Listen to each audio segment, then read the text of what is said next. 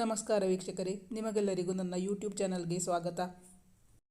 ವೀಕ್ಷಕರೇ, ಸದ್ಯದಲ್ಲಿ ನಿಮಗಾಗಿ ಒಂದು ಹೊಸ ಕತೆ ಹಾಕ್ತಾ ಇದ್ದೀನಿ. ಜೊತೆಯಾಗಿ ಹಿತವಾಗಿ.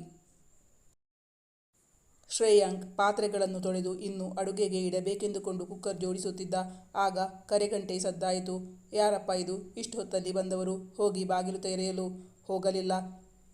ಆಗ ಮತ್ತೆ ಕರೆಗಂಟೆ ಸದ್ದಾಯಿತು. ಅಲ್ಲಿಂದಲೇ ಯಾರು ಎಂದು ಕೂಗಿದ. ಅವನು ತನ್ನ ಕೆಲಸವನ್ನು ಮುಂದುವರಿಸಿದ್ದ. ಉತ್ತರವೇ ಇಲ್ಲ. ಬದಲಾಗಿ ಮತ್ತೆ ಕರೆಗಂಟೆ ಸದ್ದಾಯಿತು. ಈ ವ್ಯಕ್ತಿಗೆ ಸ್ವಲ್ಪ ಕೂಡ ಪೇಷನ್ಸೇ ಇಲ್ಲ ಎಂದು ಗೊಣಗಿಕೊಂಡು ಅವನು ಬಂದು ಬಾಗಿಲು ತೆಗೆಯಲು ಅವನಿಗೊಂದು ಆಶ್ಚರ್ಯ ಕಾದಿತ್ತು. ಆ ವ್ಯಕ್ತಿಯನ್ನು ಅಷ್ಟು ಹೊತ್ತಿನಲ್ಲಿ ತನ್ನ ರೂಮ್ನ ಮುಂದೆ ಕಂಡಾಗ ಅದು ಆ ಸ್ಥಿತಿಯಲ್ಲಿ ಅವನಿಗೆ ಸಹಾನುಭೂತಿ ಬರುವ ಬದಲು ಸಿಟ್ಟೇ ಬಂದುಬಿಟ್ಟಿತ್ತು. ಅವನ ಹುಬ್ಬುಗಳು ಗಂಟಿಕ್ಕಿಕೊಂಡವು. ನೀನ್ಯಾಕೆ ಇಲ್ಲಿ ಬಂದೆ ಎಂದು ತುಸು ಒರಟಾಗಿಯೇ ಕೇಳಿದಾಗ, ಏನ್ ಸರ್ ನೀವು ಮನೆ ಬಾಗಿಲಿಗೆ ಬಂದವರನ್ನ ಹೀಗ ಸ್ವಾಗತಿಸೋದು? ಅದು ಒಂದು ಹೆಣ್ಣು ಹುಡುಗಿ ಮಳೆಯಲ್ಲಿ ಸಿಕ್ಕಾಕೊಂಡು ಒದ್ದೆಯಾಗಿ ಚಳಿಯಿಂದ ನಡುಗ್ತಾ ಬಂದರೆ ಮನೆಯೊಳಗೆ ಕರೆದು ಕೂರಿಸಿ ಆಮೇಲೆ ಕೇಳಬೇಕಾಗಿರುವ ಪ್ರಶ್ನೆಯನ್ನ ಬಾಗಿಲಲ್ಲಿ ನಿಲ್ಲಿಸಿ ಕೇಳ್ತಾ ಇದ್ದೀರಲ್ಲ. ಅವಳು ತುಸು ಒರಟಾಗಿಯೇ ಉತ್ತರ ನೀಡಿದ್ದಳು. ಅವನು ತನಗೆ ಒಳಗೆ ಬರಲು ಜಾಗ ಕೊಡುವನೇನೋ ಎಂದು ಆ ಎರಡು ಕಣ್ಣುಗಳು ನೋಡುತ್ತಿದ್ದವು.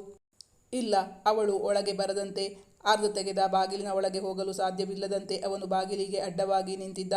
ಹೊರಗೆ ಬೀಸುತ್ತಿದ್ದ ಚಳಿ ಗಾಳಿಯಿಂದಾಗಿ ಅವಳು ನಡುಗತೊಡಗಿದಳು.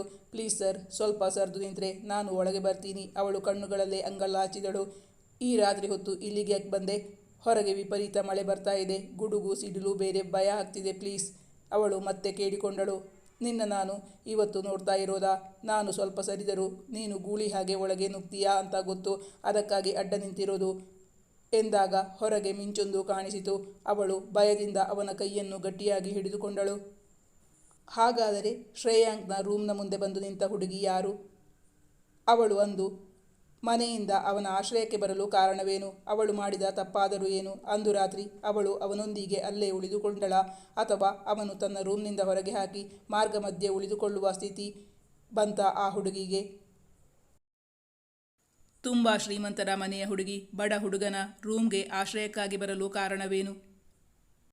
ಈ ಪ್ರೊಮೋ ನೋಡಿದವರು ಇಷ್ಟ ಆದರೆ ಕಮೆಂಟ್ ಮಾಡಿ ತಿಳಿಸಿ. ವೀಕ್ಷಕರೇ, ಈ ಕತೆ ನಿಮಗೆ ಇಷ್ಟ ಆಗಿದ್ದರೆ ಕತೆ ಹಾಕೋಕ್ಕೆ ಶುರು ಮಾಡ್ತೀನಿ. ಆದ್ದರಿಂದ ನಿಮ್ಮ ಕಮೆಂಟ್ಗಳ ನಿರೀಕ್ಷೆಯಲ್ಲಿ.